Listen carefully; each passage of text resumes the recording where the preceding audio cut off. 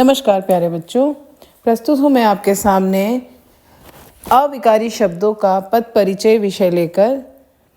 पिछली वीडियो में विकारी शब्दों का पद परिचय किस प्रकार किया जाता है, यानी विकारी शब्दों में कौन कौन से शब्द थे, संज्ञा, सर्वनाम, विशेषण और क्रिया। इनका पद परिचय करने का क्या सूत्र था, किस प्रकार पद परिचय किया जाता है, ये सब कुछ हमने पिछली वीडियो में जाना था। अब पद परिचय के पार्ट 2 वीडियो में हम जानेंगे कि अविकारी शब्दों का पद परिचय किस प्रकार किया जाता है। तो सबसे पहले हमें ये पता होना चाहिए कि अविकारी शब्द किसे कहते हैं।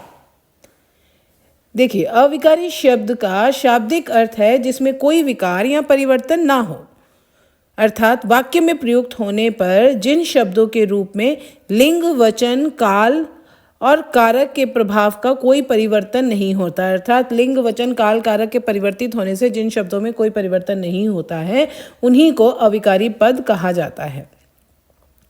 ठीक है, तो अविकारी शब्दों में क्रिया विशेषण, संबंध बोधक, समुच्चय बोधक, विस्मयादि बोधक व निपात आते हैं।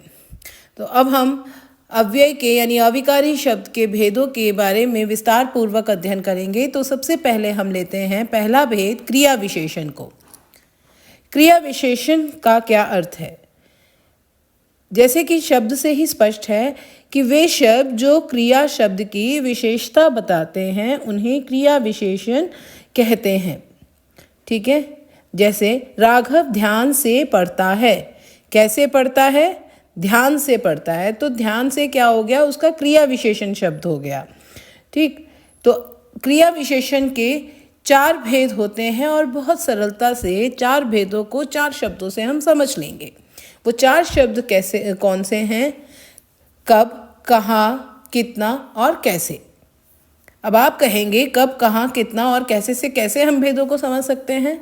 तो देखिए, क्रिया विशेषण के 4 उपभेद होते हैं, कालवाचक, स्थानवाचक, परिमाणवाचक और रीतिवाचक। ठीक है, कालवाचक का समय होता है, संबंध होता है समय से, यानी वे उत्तर देते हैं कि कार्य कब हो रहा है, यानी कब प्रश्न का उत्तर मिले तो वो कालवाचक है। ऐसे ही कहाँ शब्द का उत्तर मिले तो वो स्थानवाचक है, क्योंकि स्थानवाचक क्रिया विशेषण में स्थान का बोध होता है, जगह के बारे में बताया जाता है कि कार्य क्रिया किस जगह पर हुई। फिर तीसरा परिमाणवाचक क्रिया विशेषण होता है। परिमाणवाचक में कोई भी कार्य कितना हुआ, कितनी मात्रा में हुआ, कितना प्रश्न का उत्तर मिलता है, वहाँ पर परिमाणवाचक क्रिया विशेषण होता है। और वहीं चौथा भेद है रीतिवाचक क्रिया विशेषण। रीतिवाचक क्रिया विशेषण में बताया जाता है क्रिया होने के ढंग का, कि क्रिया किस प्रकार हुई, कैसे हुई। तो कालवाचक में कब का उत्तर मिलता है, स्थानवाचक में कहाँ, परिमाणवाचक में कितना और रीतिवाचक में कैसे। ठीक है, तो 4 शब्द हो गए ना इन चारों भेदों को समझने के लिए, कब, कहाँ, कितना और कैसे। ठीक, जैसे उदाहरण देखिए, मैं यहाँ पढ़ता हूँ। कहाँ पढ़ता हूँ? तो कहाँ शब्द कौन से क्रिया विशेषण भेद में था? स्थानवाचक में। तो कहाँ यहाँ का पद परिचय क्या होगा? स्थानवाचक क्रिया विशेषण अव्यय। दूसरा वाक्य, तुम अब जा सकते हो। कब जा सकते हो? अब। तो कब का उत्तर कौन से भेद में मिलता था? कालवाचक में। तो ये कालवाचक क्रिया विशेषण हो गया। ऐसे ही सुरेश ध्यान से चलता है। कैसे चलता है? ध्यान से। तो ध्यान से क्या हो गया? रीतिवाचक क्रिया विशेषण। ठीक है, इस प्रकार क्रिया विशेषण के ये 4 उपभेद होते हैं जिनको आपने अभी समझा।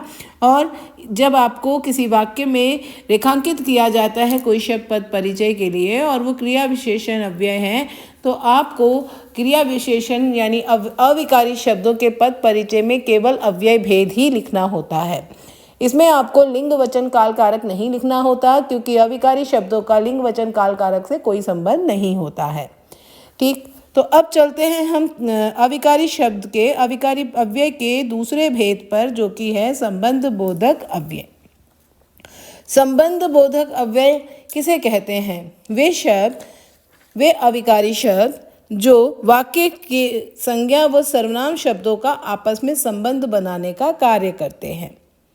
ठीक है, आपने इंग्लिश में प्रीपोजिशन पढ़ा है, सेंटेंस से अगर प्रीपोजिशन वर्ड्स अगर हम हटा दें तो वो मीनिंगलेस हो जाते हैं। ऐसे ही संबंध बोधक भी प्रीपोजिशन का हिंदी रूपांतर है। तो संबंध बोधक अव्यय वाक्य का अर्थ बनाने में, वाक्य को सार्थक बनाने में अपना योगदान देते हैं। उनके बिना वाक्य अपना अर्थ प्रकट नहीं कर सकता। जैसे धन के बिना जीवन व्यर्थ है। अगर हम इसमें से के बिना हटा दें तो सिर्फ रह जाएगा धन जीवन व्यर्थ है, जो कि निरर्थक हो जाएगा। तो के बिना क्या है? संबंध बोधक। ऐसे ही घर के भीतर आ जाओ, के भीतर, अगर के भीतर हम हटा देंगे तो जो शब्द में वाक्य जो कहना चाह रहे हैं वो सही से सार्थक नहीं हो पाएगा। ठीक है, तो के भीतर, तो इसमें संबंध बोधक में आने वाले शब्द कौन कौन से हैं? जैसे के बिना, के भीतर, के अलावा, के पहले, की ओर, की तरफ, के साथ, के संग, के अनुसार, के बदले आदि। ठीक, तो इस प्रकार संबंध बोधक शब्द का आपस में संज्ञा या सर्वनाम शब्दों का संबंध बनाने का काम करते हैं। तो अभी आपने क्रिया विशेषण भी जाना, संबंध बोधक भी जाना। तो जब वाक्य में जो भी अव्यय शब्द रेखांकित किया जाता है, तो अगर वो अव्यय है तो पहले आपको ये निर्धारण करना है कि वो अव्यय का कौन सा भेद है, और फिर पद परिचय में उस अव्यय भेद को लिखना है। ठीक, चलिए, तो अब इसके बाद तीसरा अव्यय का भेद है समुच्चय बोधक अव्यय। समुच्चय बोधक अव्यय को इंग्लिश में कंजक्शन कहा जाता है। तो आपको, अगर आपने इंग्लिश में भी ग्रामर पढ़ी है तो उसमें आपको पता होगा कंजक्शन वर्ड्स का क्या काम होता है, जो वाक्यों को, सेंटेंसेस को जोड़ने का काम करते हैं। तो समुच्चय बोधक अव्यय वे शब्द होते हैं जो दो शब्दों, दो वाक्यांशों या दो वाक्यों को जोड़ने का कार्य करते हैं। ठीक है, इन्हें योजक अव्यय भी कहा जाता है। जैसे उमेश और विनीत खेल रहे हैं, तो इसमें उमेश और विनीत इन दो शब्दों को और की सहायता से जोड़ा गया है, यानी और क्या है? समुच्चय बोधक अव्यय। ठीक है, जैसे धीरे बोलो ताकि कोई सुन न ले। दो वाक्य हैं, धीरे बोलो और कोई सुन न ले, इसको ताकि शब्द से जोड़ा गया है, तो ताकि समुच्चय बोधक अव्यय है। और उदाहरण देखें, उसने आने के लिए कहा था लेकिन आया नहीं। ठीक है, उसने आने के लिए कहा था, एक वाक्य ये है, आया नहीं दूसरा वाक्य है, और इसको लेकिन की सहायता से जोड़ा गया है, यानी लेकिन जो है वो समुच्चय बोधक अव्यय है। तो क्या समझे हम कि समुच्चय बोधक अव्यय वे शब्द होते हैं जो दो अलग अलग वाक्यों या शब्दों या वाक्यांशों को जोड़कर एक करने का काम करते हैं। ठीक है, तो समुच्चय बोधक के दो भेद होते हैं, समानाधिकरण समुच्चय बोधक और व्याधिकरण समुच्चय बोधक। समानाधिकरण समुच्चय बोधक में जिन दो वाक्यों या शब्दों को आपस में जोड़ा जाता है वो समान होते हैं, एक जैसे वाक्य होते हैं, एक बराबर होते हैं, संतुलित वाक्य होते हैं। ठीक है, इनके लिए, इनको जोड़कर एक करने के लिए जिन समुच्चय बोधक अव्ययों का प्रयोग किया जाता वे हैं और, तथा, एवं, व, अथवा, चाहे, किंतु, परंतु, लेकिन, बल्कि, मगर, अपितु, इसलिए, अतएव, फलतः आदि। और वहीं दूसरा भेद होता है व्याधिकरण। व्याधिकरण में क्या होता है कि एक या अधिक आश्रित उपवाक्यों को मुख्य उपवाक्य से जोड़ने का काम किया जाता है। जैसे वह ऐसे बोल रही थी मानो फूल झड़ रहे हों, मैं इसलिए चली आई कि बच्चे घर पर अकेले हैं। तो इसमें क्या है, इसमें एक तो मुख्य वाक्य यानी प्रधान वाक्य होता है और दूसरा आश्रित वाक्य होता है, और इनको योजक शब्दों की सहायता से, जैसे मानो, की, चूंकि, इसलिए, क्योंकि, ताकि शब्दों से जोड़ा जाता है, जो कि समुच्चय बोधक अव्यय होते हैं। ठीक है, इनमें से कई ऐसे भी समुच्चय बोधक अव्यय हैं जो समानाधिकरण में भी प्रयोग होते हैं। उनका प्रयोग अलग अलग समुच्चय बोधक भेदों के अनुसार, उनके वाक्यों के अनुसार निर्धारित करता है। ठीक है, जहाँ पर दोनों वाक्य समान होंगे वहाँ समानाधिकरण समुच्चय बोधक अव्यय होगा, और जहाँ पर दोनों वाक्य समान नहीं होंगे बल्कि एक आश्रित वाक्य होगा और एक प्रधान वाक्य होगा, तो वहाँ पर ये व्याधिकरण के समुच्चय बोधक अव्यय बन जाएंगे। ठीक है, तो ये था आपका समुच्चय बोधक अव्यय। और जब आपको पद परिचय के लिए वाक्य में किसी समुच्चय बोधक अव्यय को रेखांकित किया जाएगा और आपको पता चलता है वहाँ पे कि वो समुच्चय बोधक अव्यय है, तो उसके पद परिचय में आप केवल समुच्चय बोधक अव्यय भेद ही लिखेंगे। ठीक, चलिए, तो अब अगला भेद है अव्यय का, अविकारी शब्द का विस्मयादि बोधक अव्यय।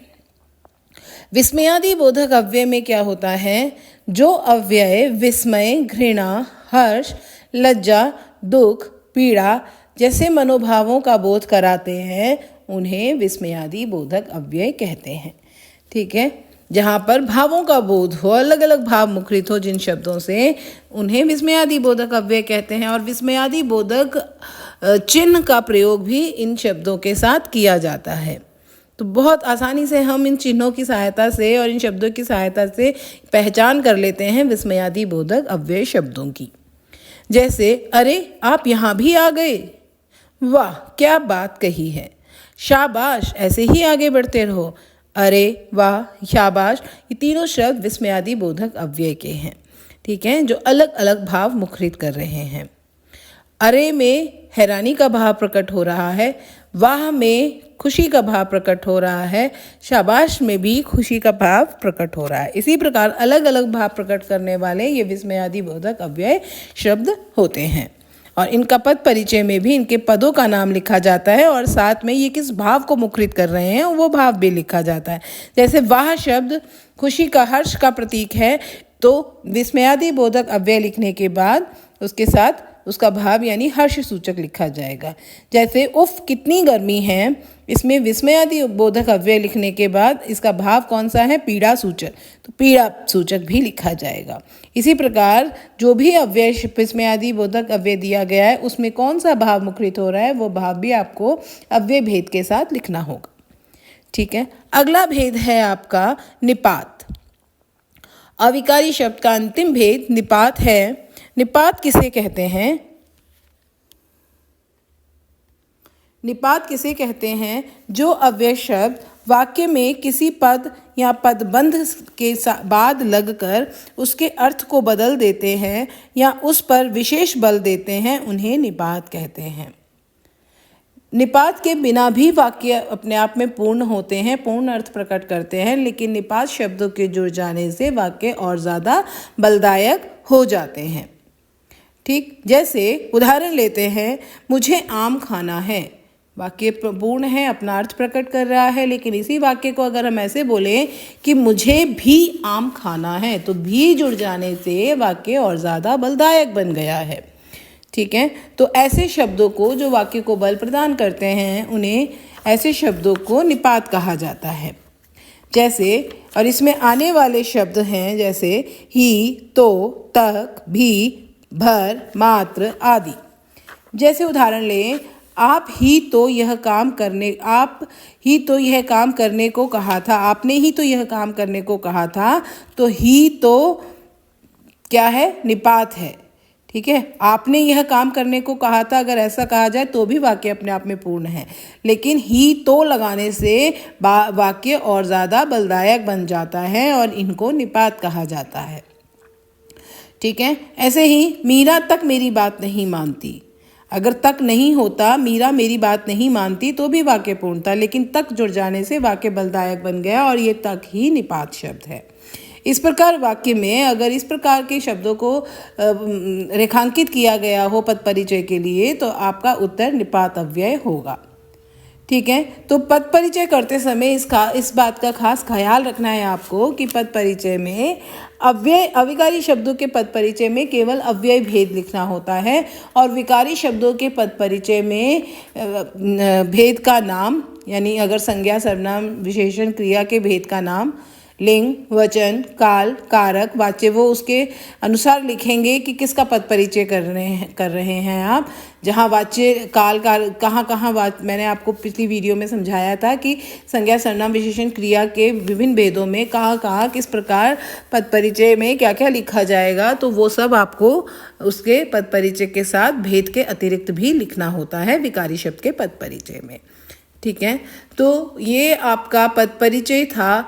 विकारी शब्द का पद परिचय पिछली वीडियो में आप देख सकते हैं और अविकारी शब्द का पद परिचय यहाँ इस वीडियो में आपको दिया गया है। आशा करती हूँ आपको समझ में आया होगा। आप जितना अभ्यास करेंगे उतना ही आपको और अच्छे से आएगा। बिना अभ्यास के कोई भी कार्य संभव नहीं है। ठीक है, चलिए तो अब हम कुछ वाक्यों का अभ्यास कर लेते हैं।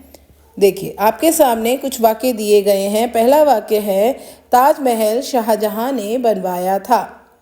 यहाँ पर ताजमहल को रेखांकित किया गया है पद परिचय करने के लिए। तो ताजमहल सबसे पहले हम देखेंगे कि ताजमहल व्याकरण की दृष्टि से क्या है। ताजमहल संज्ञा शब्द है। अब हमें पता चल गया ये संज्ञा है, तो संज्ञा का कौन सा भेद है? व्यक्तिवाचक संज्ञा। ठीक है, व्यक्तिवाचक संज्ञा। अब उसके बाद लिंग कौन सा है? पुल्लिंग। वचन कौन सा है? एक वचन। कारक कौन सा है? कर्ता कारक। और क्रिया से संबंध क्या है? बनवाना। ठीक है, अगला देखें। तुमने बहुत बहादुरी दिखाई। यहाँ पर रेखांकित शब्द है बहादुरी। तो बहादुरी का पद परिचय करने के लिए इसका पद परिचय पहले हम देखेंगे क्या है। ये संज्ञा शब्द है। कौन सा भेद है? भाववाचक संज्ञा शब्द है। लिंग कौन सा है? स्त्रीलिंग है। वचन कौन सा है? एक वचन है। कारक कौन सा है? कर्म कारक है। ठीक है, और क्रिया से संबंध क्या है? दिखाना। तीसरा शब्द परिश्रम के बिना सफलता नहीं मिलती। ठीक है, यहाँ पर पद परिचय के बिना का करना है। तो के बिना क्या है? संबंध बोधक अव्यय। ठीक है, और अगर परिश्रम शब्द का भी पद परिचय करना हो तो परिश्रम क्या है? परिश्रम गुणवाचक विशेषण शब्द है। ठीक है, गुणवाचक विशेषण के साथ आप बाकी चीज़ें लिखेंगे, लिंग वचन विशेष्य। ठीक है, उसके बाद अगला वाक्य है मेरे दरवाजे पर कोई खड़ा है। तो पहले पद परिचय करना है आपको मेरे का। मेरे क्या है? ये सर्वनाम शब्द है। कौन सा सर्वनाम शब्द है? उत्तम पुरुषवाचक सर्वनाम शब्द। ठीक, लिंग कौन सा है? पुल्लिंग। वचन कौन सा है? एक वचन। कर्ता कारक और क्रिया से संबंध खड़ा होना। ठीक है, उसके बाद दूसरा शब्द है कोई। कोई सर्वनाम शब्द है। कौन सा सर्वनाम शब्द है? अनिश्चयवाचक सर्वनाम शब्द है। ठीक, लिंग कौन सा है? पुल्लिंग। वचन कौन सा है? एक वचन। कारक कौन सा है? पर कोई के साथ आ रहा है तो यानी अधिकरण कारक है। ठीक, और क्रिया क्या है? खड़ा होना। उसके बाद अगला वाक्य है पेड़ों से पत्ते झड़ रहे हैं। तो पहले पद परिचय करना है आपको पेड़ों का। तो पेड़ों क्या है? जातिवाचक संज्ञा है। लिंग कौन सा है? पुल्लिंग है। ठीक है, वचन कौन सा है? बहुवचन है। कारक कौन सा है? से आ रहा है इसके साथ। से किस में आता है? आपादान कारक में।